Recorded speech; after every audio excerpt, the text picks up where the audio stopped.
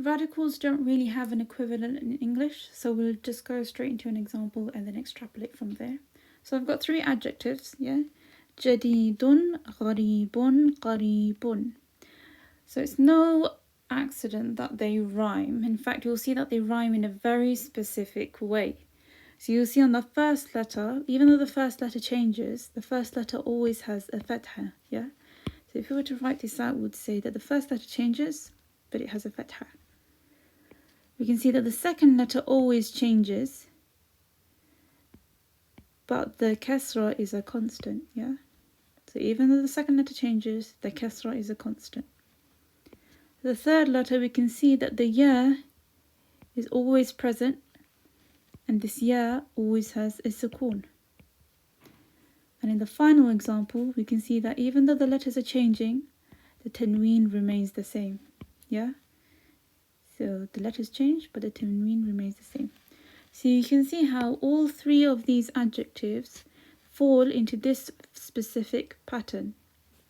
So we say this first gap, we call these gaps radicals, yeah? So this first gap is the first radical, this is the second radical, this is the third radical. So writing it like this is a bit tricky. So what we do is we use sample letters or placeholder letters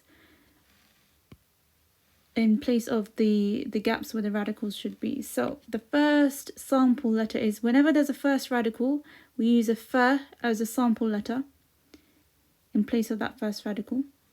With the second radical, we always use a ayn as a sample letter. And for the third radical, we always use a lam as a sample letter. So what that means is that whenever you have anything in this fa'ilun template, you can always replace the fa with any other letter. You can replace the ayn with any other letter. Or you can replace the lam with any other letter, yeah? So you can see how all three of these words fall in this template of fa'ilun. And words which fall in this template of fa'ilun in this specific way are adjectives.